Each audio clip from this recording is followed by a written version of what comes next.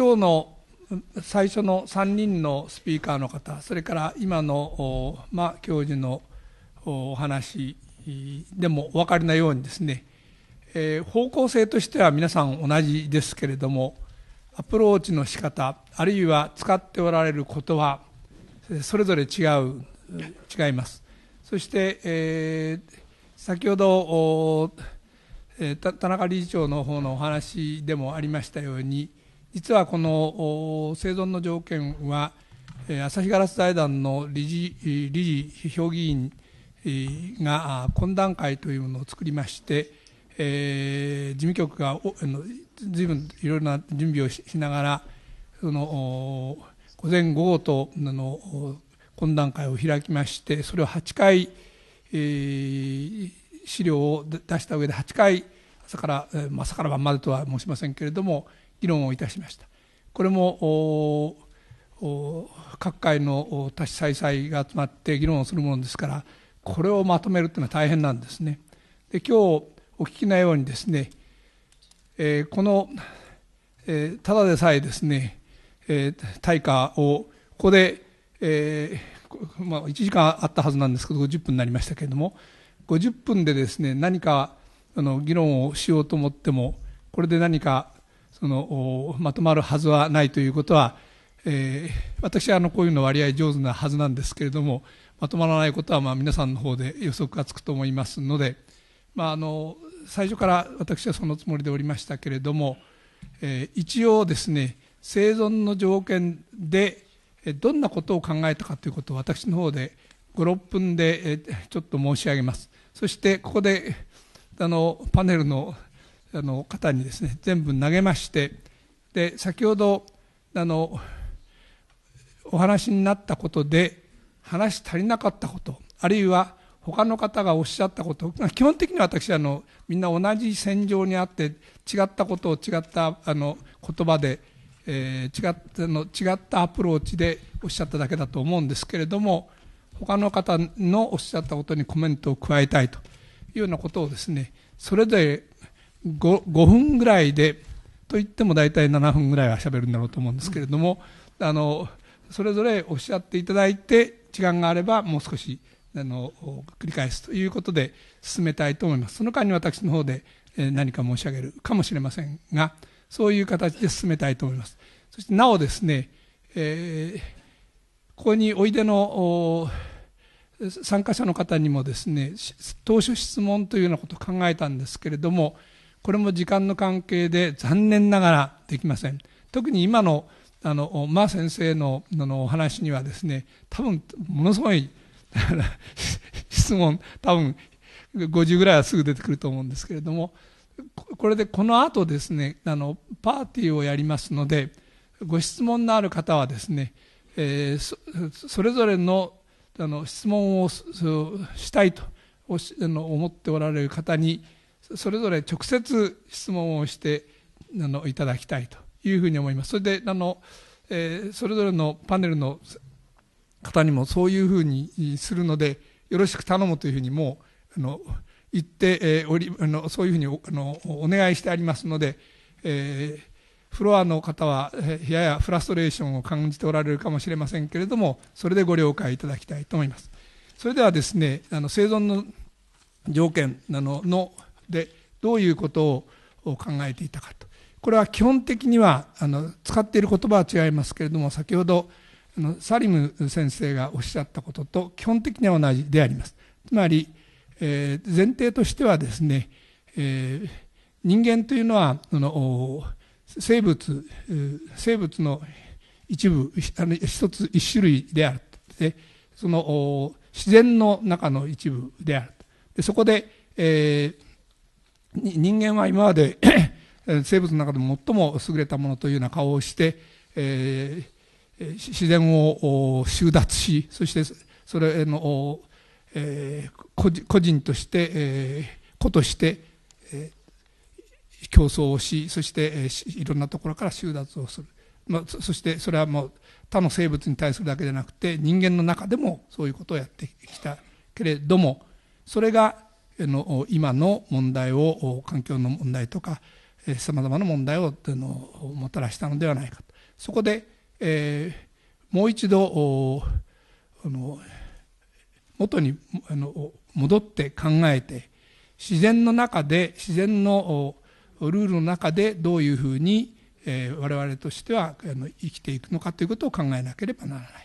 そこで自然との共生とよく言いますけれども、例えば家庭の中でも、あるいは同じ人間だけではなくて、同じ人間って同じ家庭とかなんとかではなくて、社会の中だけではなくて、例えば国と国の間もそうですし、さらには人間社会だけではなくて他の生物に対して、ここでは他者への思いやりという、思いやりというとなんか慈善事業みたいですけれども、他への配慮、そしてお互いが助け合っていくという、これも相互依存の関係にある。生物社会、生物多様性というのはそうでありますけれども、相互依存の関係にあるということを十分認識した上で自然の中でちゃんと人間が生きていける。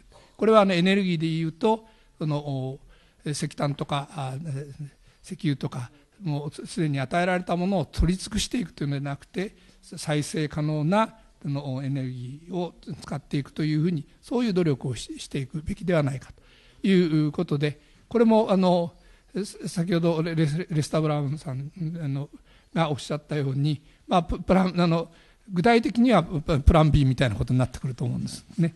で、結局先ほどおっしゃったような3人の先生が言われたこと、それから今中国がやろうとしていること、実はですね、ヨーロッパが200年かけて急速に経済成長してきた。日本が60年ぐらい、50年から60年かけて急速に経済成長して破壊をしてきた。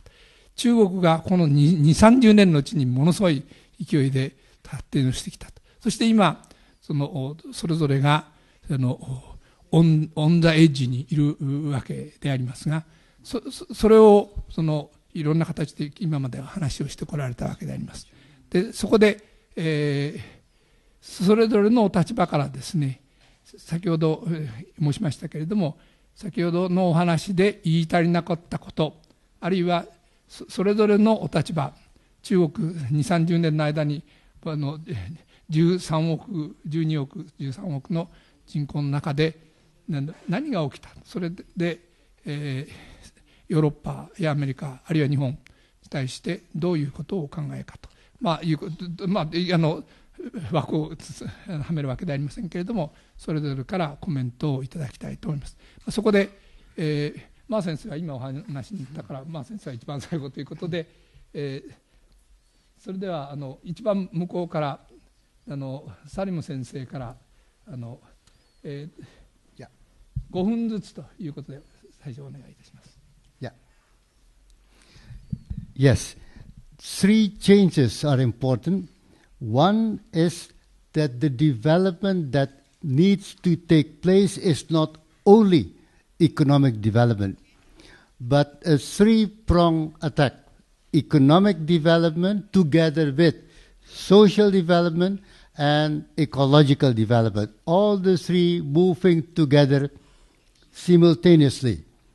That requires a different indicator of development, success indicator of development, not GDP only.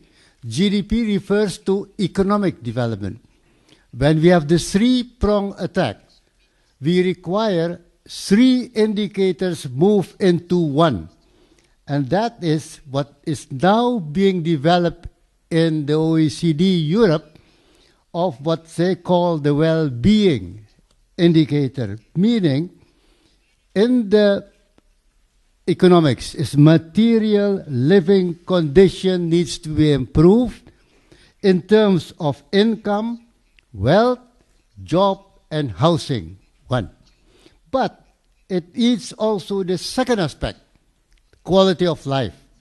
And in the quality of life, the social aspect, it's the quality of life through improved health, work-life balance, not too much work, but a balance, and education and skill development, and social communication towards social cohesion.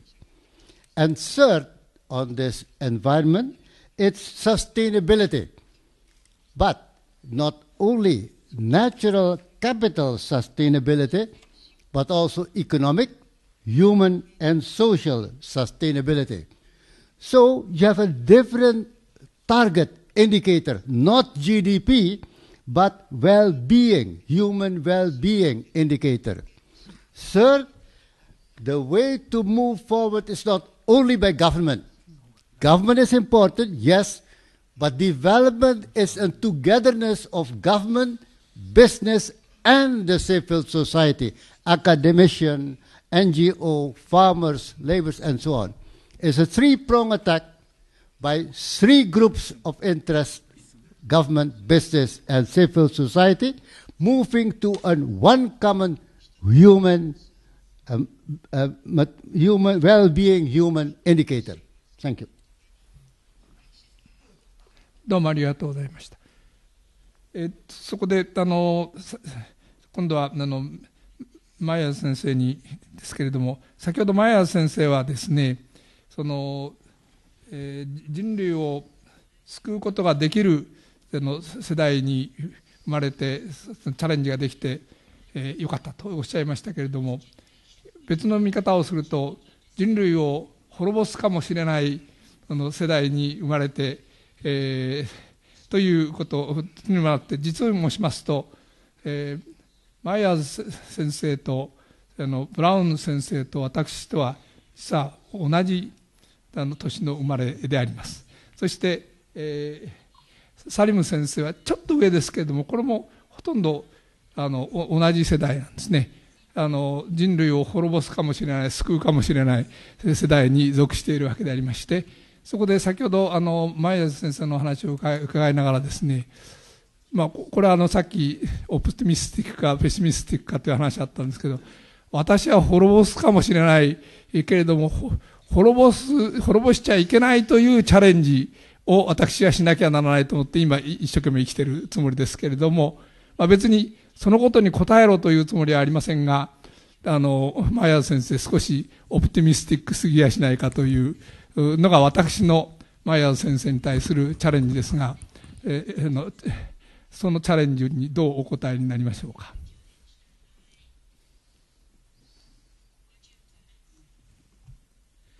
Thank you very much. I appreciate your kind question, rather probing and covering a broad spectrum of factors at issue.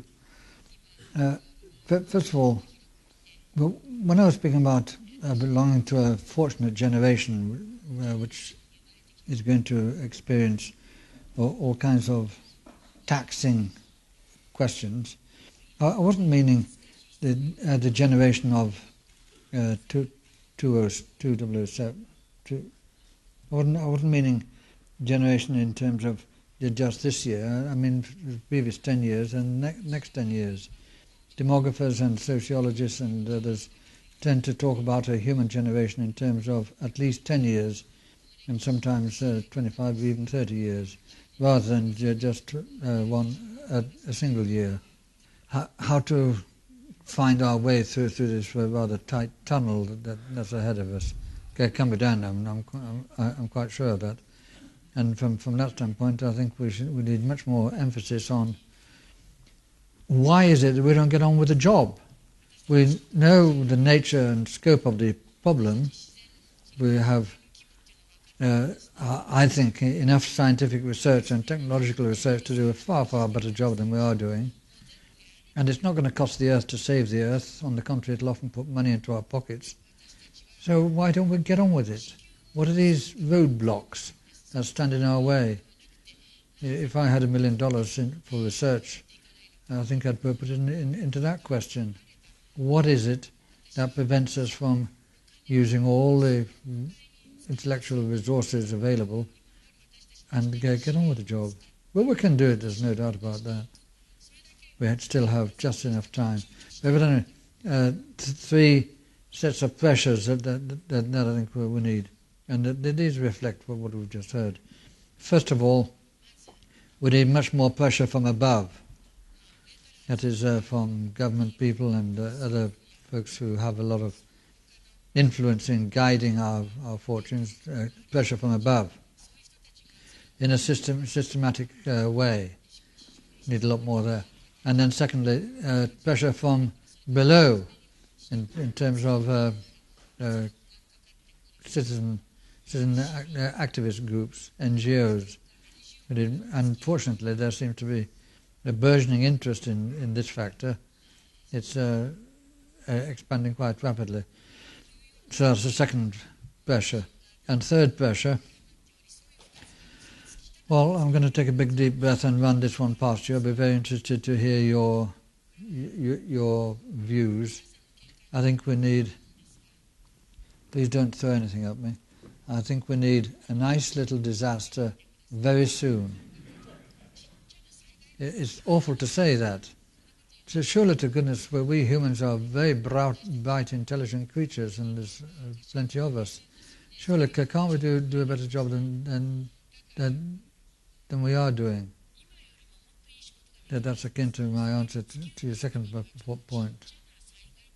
We are intelligent people.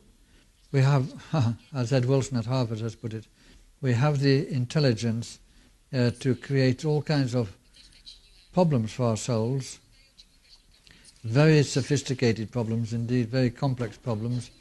We don't have the intelligence to turn those dreadful problems into glorious opportunities. Again, we could do it. Well, why don't we get on with it? I feel that if I had $7 million to put into research, I wouldn't put it into counting dicky birds or something like that. I would put it into this question of why is it that we balk, that we back away from seemingly impossible problems. We have plenty of examples to show that we needn't back away.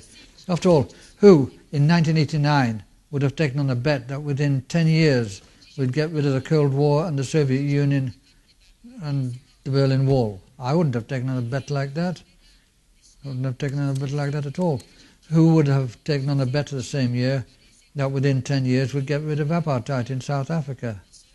I've been going there for the last 40 years, and every time I run into a wall of Norman, apartheid is here to stay, stop wasting your breath because apartheid is here to stay. And yet within 3 or 4 years it also had gone. But, and then I talk about how we should look not only at population growth, which is a problem, a very big problem, and needs a lot more attention and support. But there's no point in talking about population unless we talk about consumption at the same time. And whose consumption, and consumption, what for? I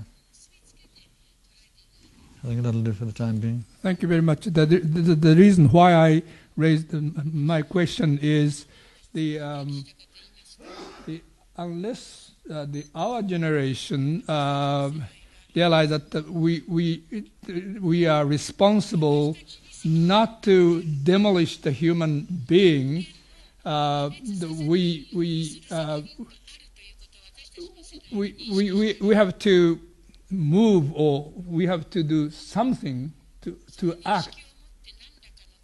We have seen last 30 years nothing have happened. So we are responsible to do something.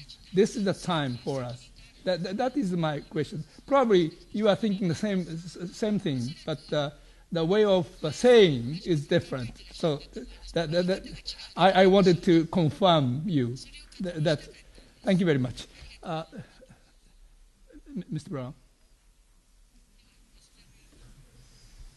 What did you want me to respond to? No. Whatever you like. In this most recent book, Conditions for Survival, various contributors talk about exactly that. Let me suggest that the next book that Asahi does should be describing an economy for the 21st century. We have inherited an economy from the 20th century that is very much a coal and oil-based economy. The coal-based economy is actually 19th century, but the two together, we've inherited an economy that really belongs to the past. And the question that I would pose, and as a possible theme for a book, is if we were designing an economy today, what would it look like?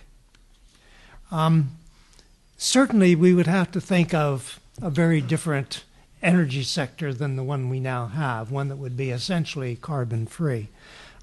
We have to think about water efficiency and water productivity in a way that we did not during the 19th and for most of the 20th century.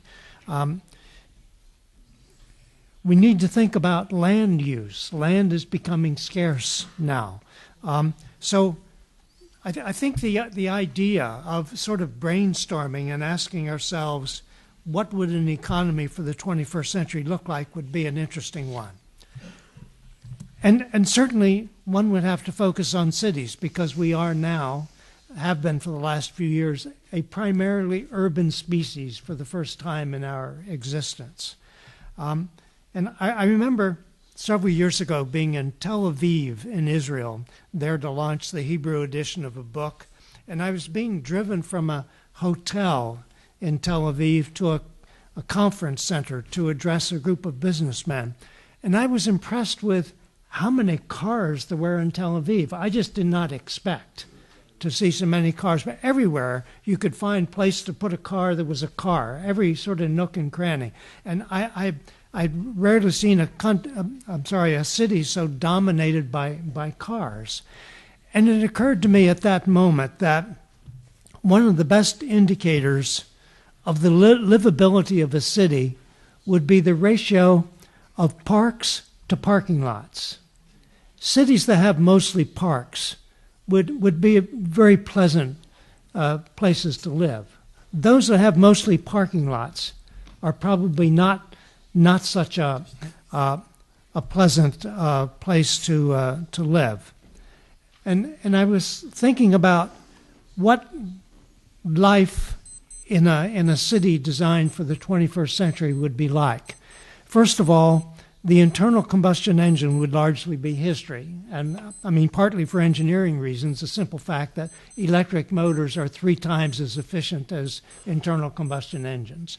That's one reason. The second reason is we could get all the electricity we need from renewable sources, from clean sources. So that means we have cities without air pollution, and cities that are quiet, because instead of internal combustion engines, to the extent we had cars in cities in the future, they would be running on the electric motors and would be very quiet. And then I realized that it's difficult for us to imagine a city that is quiet and does not have air pollution, because we've never known a city like that. But that's the kind of thinking and sort of a vision I think we need of the future. Ask ourselves, what would an economy look like? What would a city look like that was designed for the 21st century, not something that was carried over from the 19th to the 20th centuries? Yes. Les, would you countenance a city that was, for want of a better phrase, Singapore 10 times over? Singapore is a very clean city. It's a very manageable city.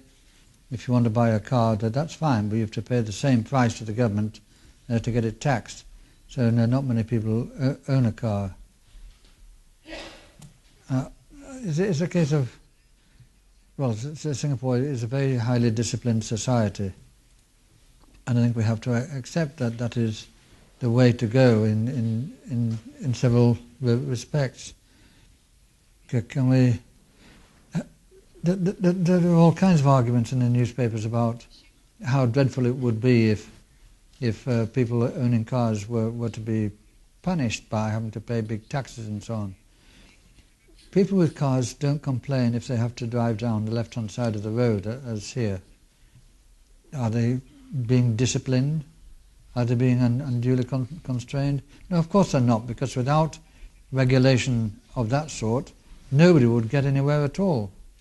I think with a bit of explanation, people would accept a city with far fewer cars. But I'd like to hear from the audience. Would you go along with that?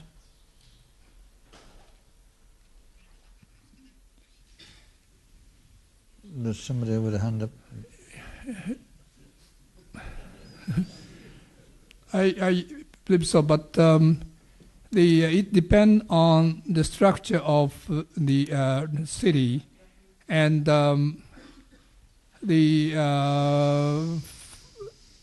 in some cities with the public transportation system, like the trains and so forth, but most the large cities, like American cities, where the transportation system, public transit system, if you ask the rather poor people not to have car, how they can move? And in the European city with the tram system, that is okay. So you cannot generalize the scholars' theory. So we should develop the appropriate urban system. Yes, please.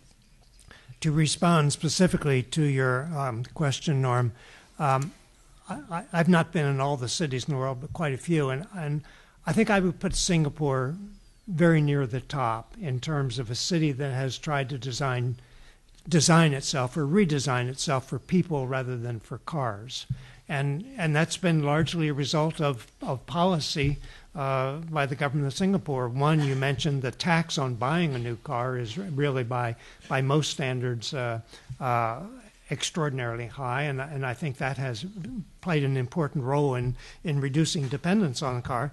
The second is, as I recall, Singapore was the first city to actually begin taxing cars driving into the city on a daily basis, and that has also obviously discouraged dependence on cars and made Singapore what it seems to me to be one of the more livable cities in the world.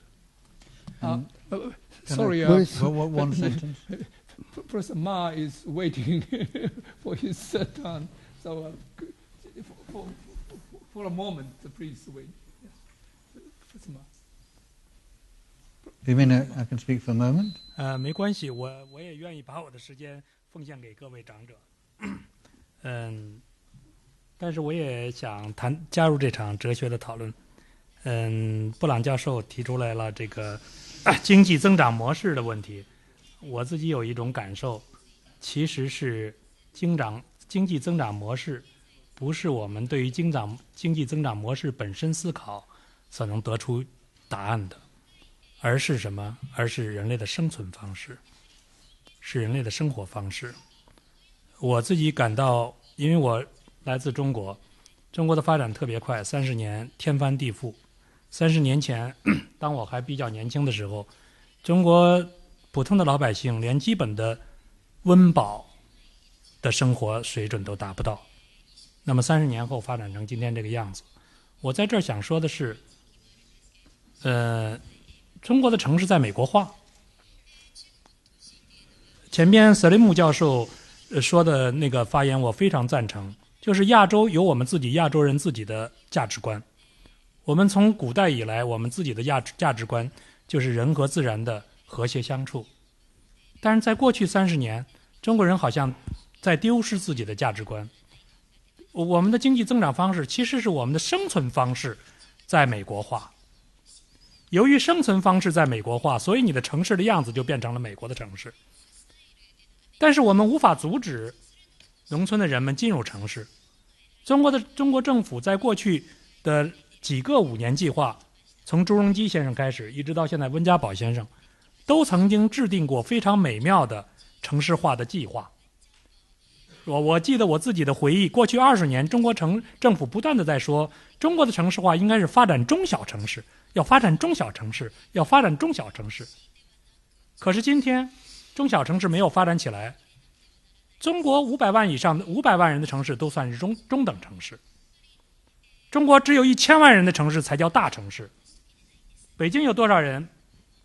北京拿北京户口身份证的人1500万，每天还有常住在北京的500万到800万没有北京户口的人。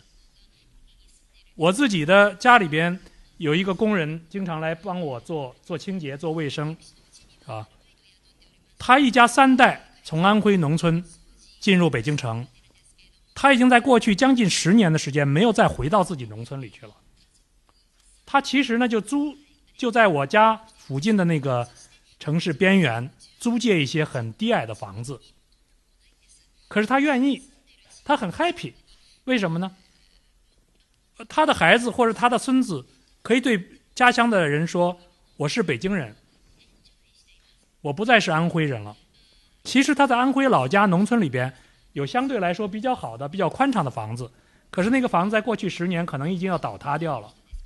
这就是我们面临的困境，就是西方社会给我们提供的生存的方式是住在城市里，是要有一部汽车，是要有清洁的用水，是要有马桶，冲水的马桶，是吧？是能听歌剧，是能受良好的教育。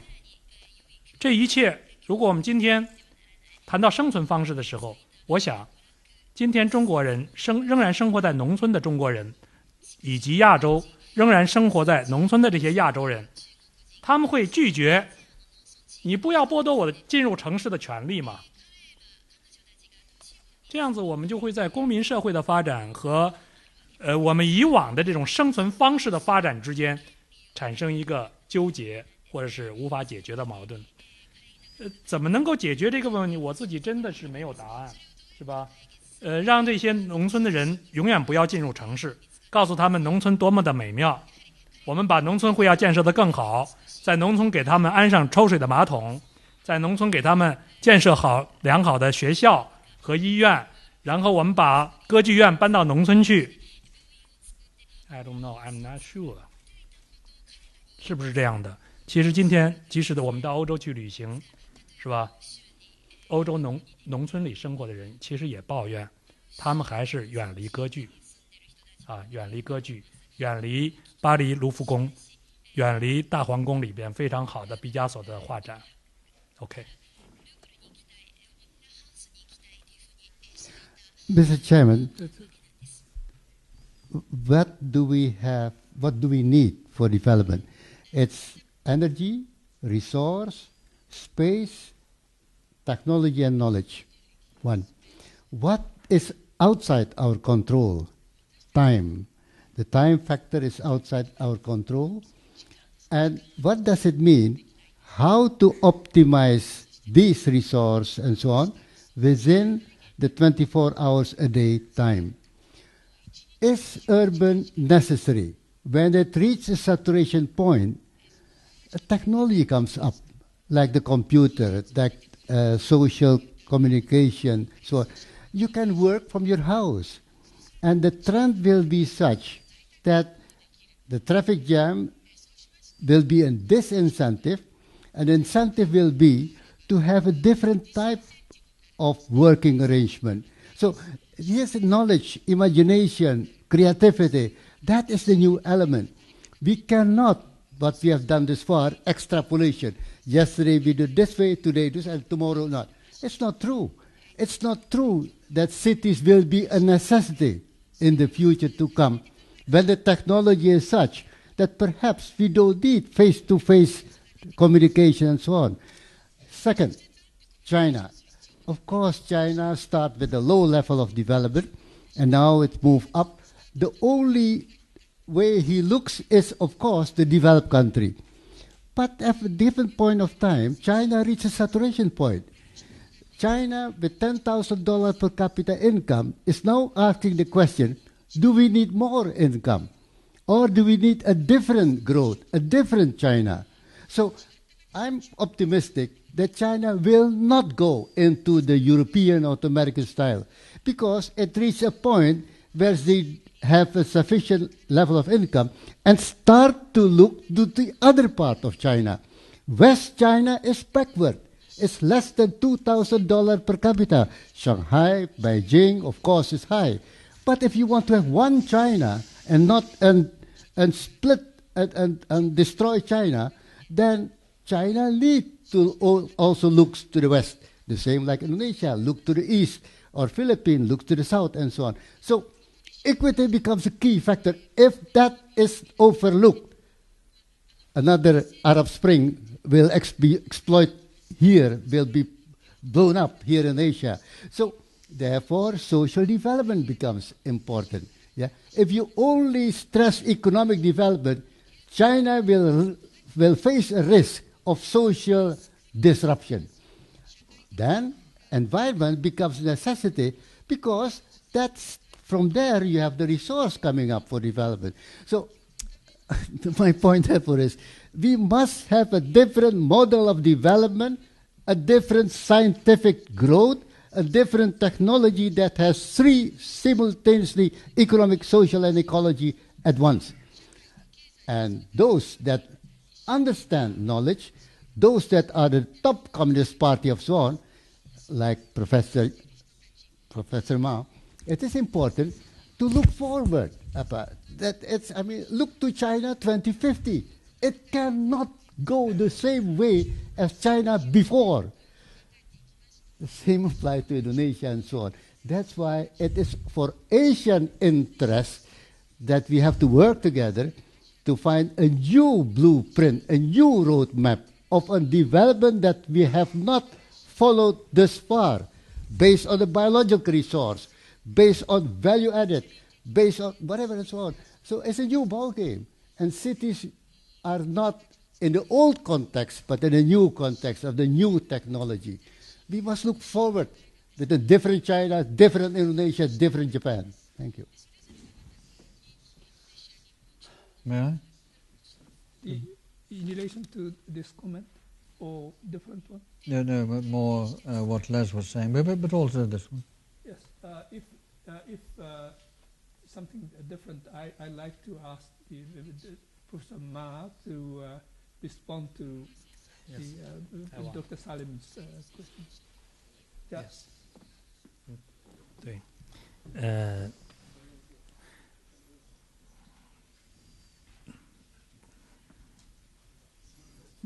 ，You win it me. 我非常赞成或者同意萨利姆教授的意见。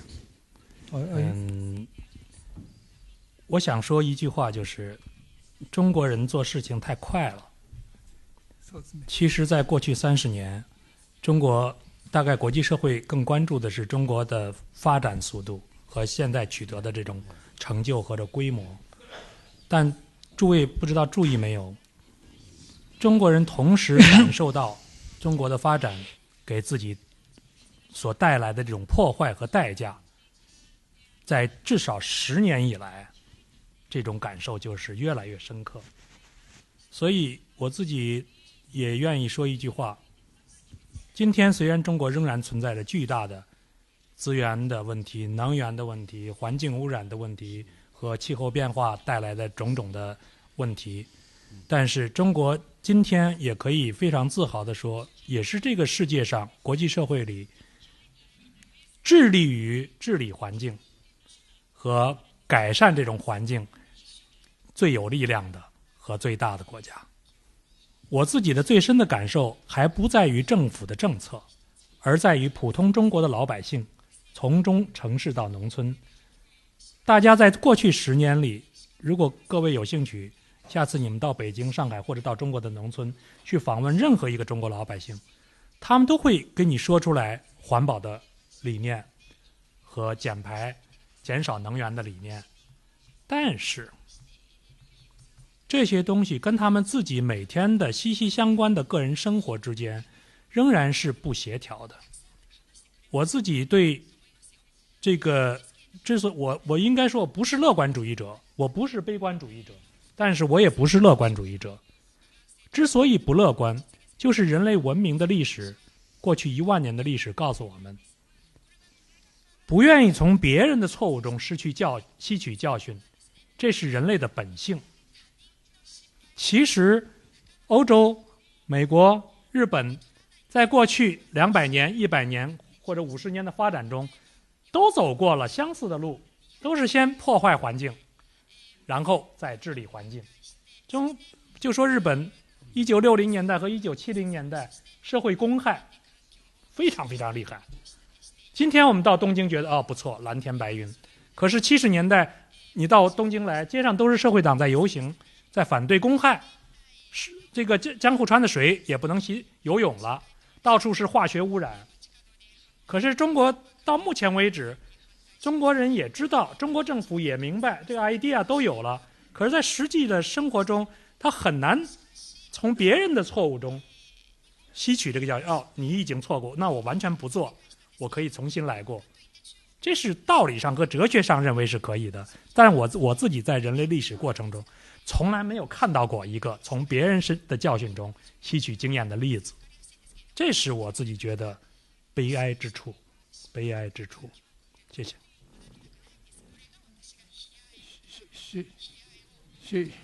谢谢。Dr. Myers.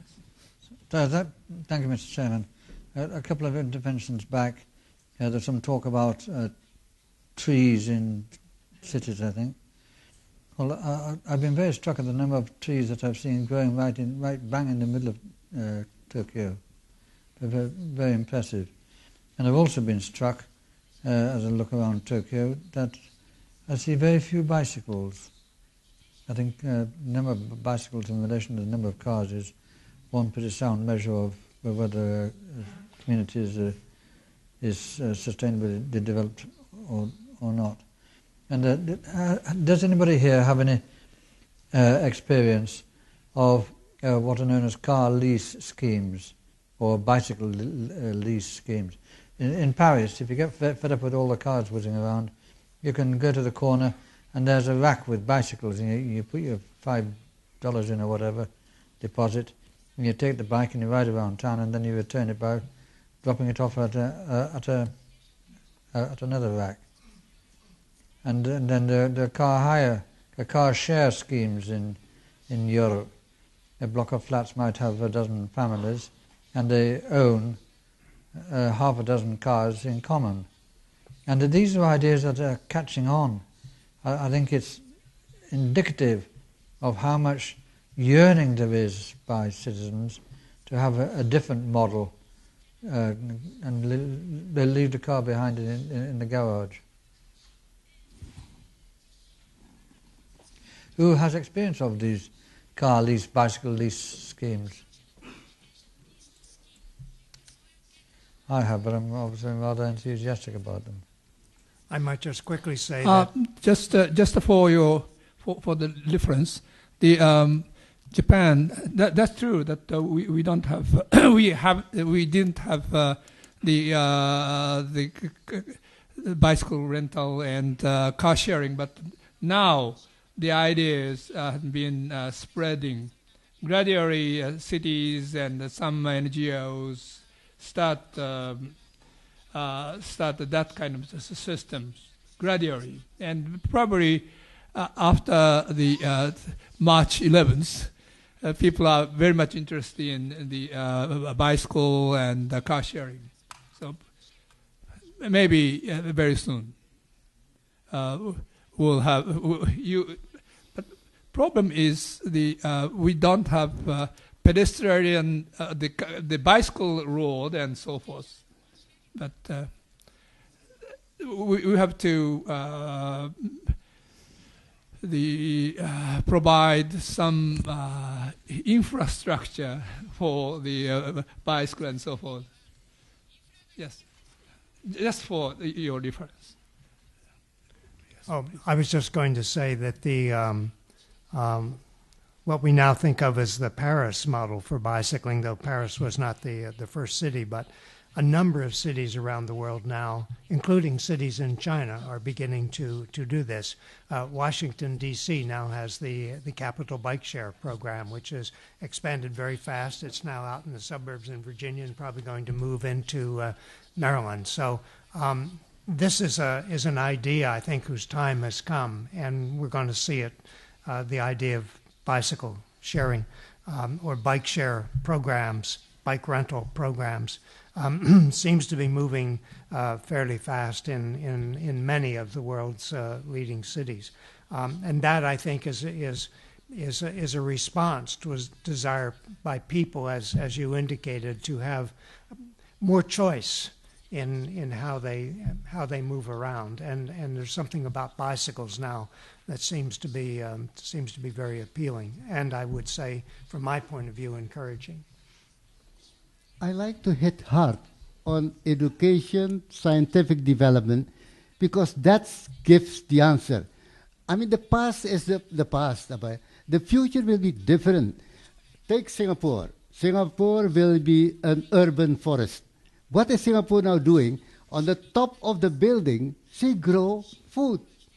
So there is agriculture on the top of the building through biophonic agriculture without land, without soil. It's a technology, imagination. So that's the key. The same applies, and I'm optimistic with the future of China. China has creativity. They have their mind. Release this mind. Get the creativity moving, and they will respond along to the China's way, not to the British or the European way like Shanghai and so on. So leave China being China.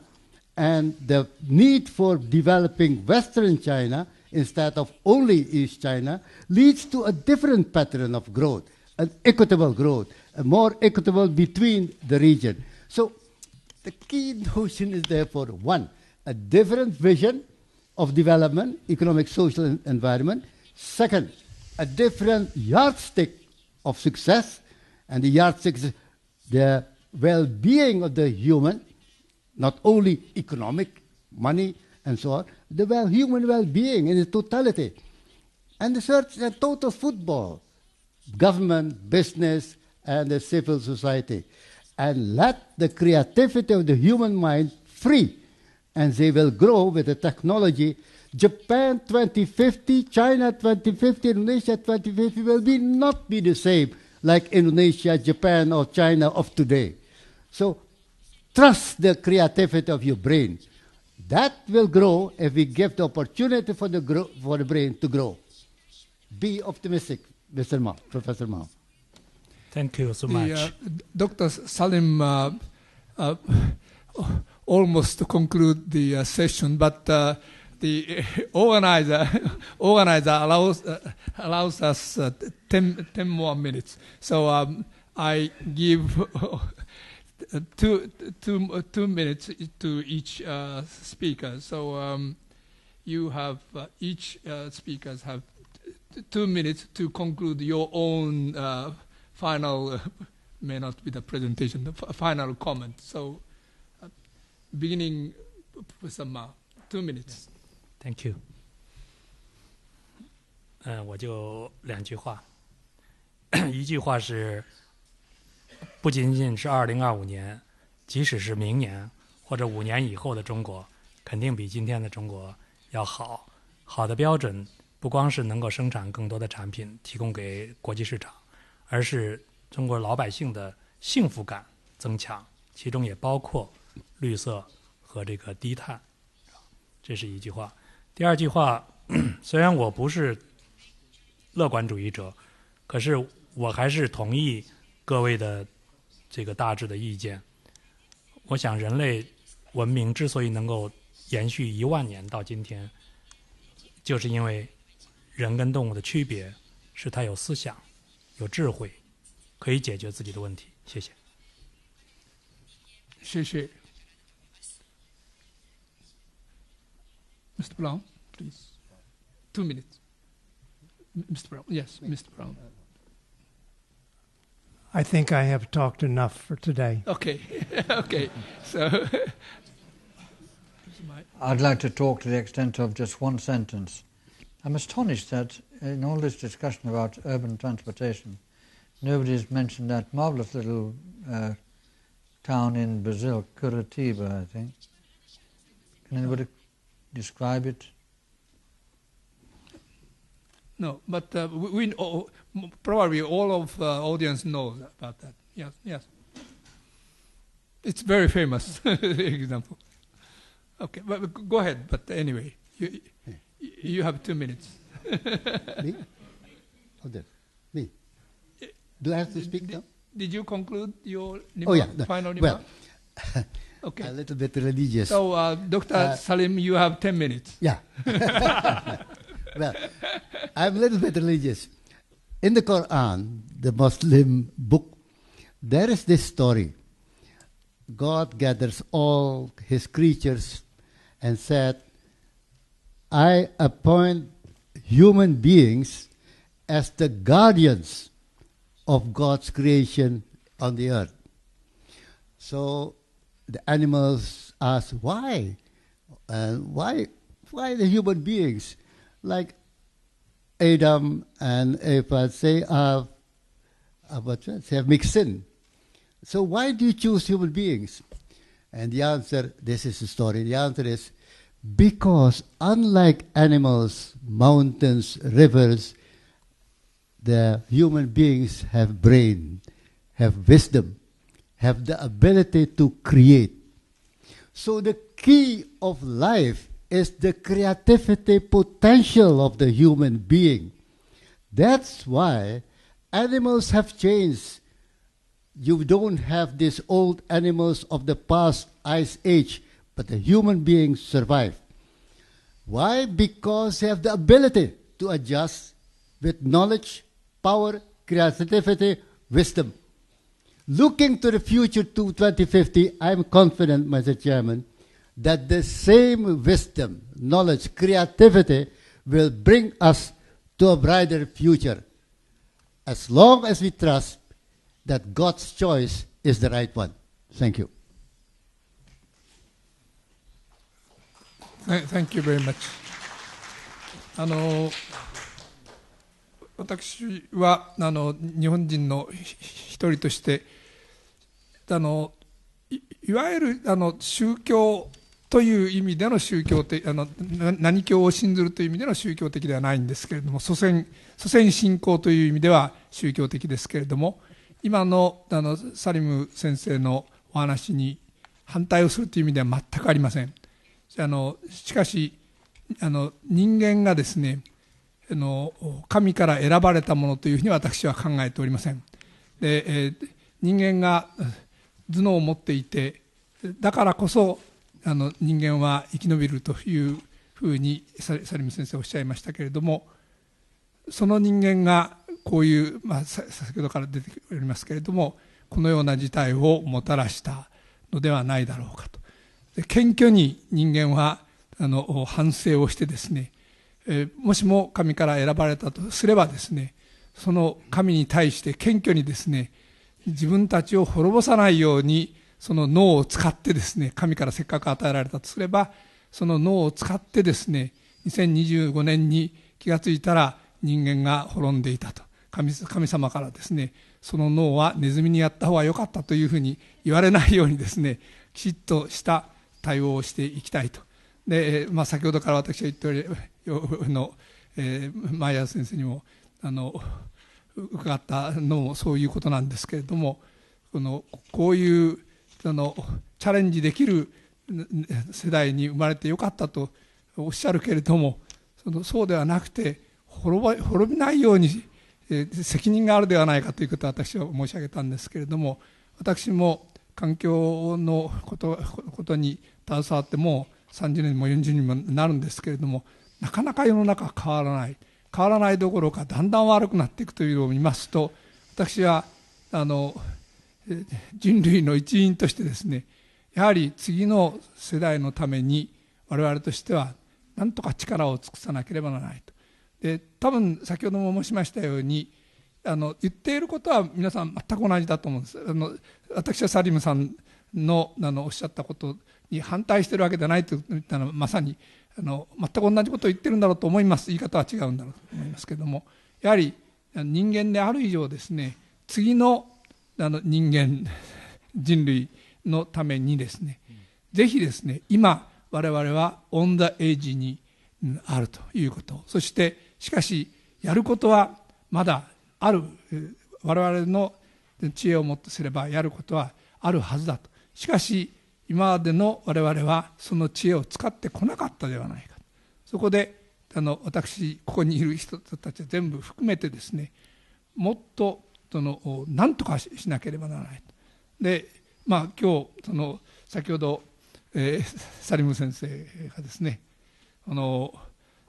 田中理事長、瀬谷前理事長にですね、ちゃんと朝日ガラス財団これからもやれというようなことをおっしゃいましたけれども、何も朝日ガラス財団だけではなくて、今日ご列席の皆様にもですね、ぜひ今日のこの会合を機会に、ぜひともですね、今日は皆様に発言を封じてしまって大変失礼をいたしましたが、今後ともぜひこの問題に携わっていただいて、それぞれの立場で行動をしていただきたいと思います。私どもここにいる人もそれ相当の、マー先生まだ若いですけれども、それ相当の年ですけれども、それぞれ頑張っていきたいと思いますので、どうぞよろしくお願いをいたします。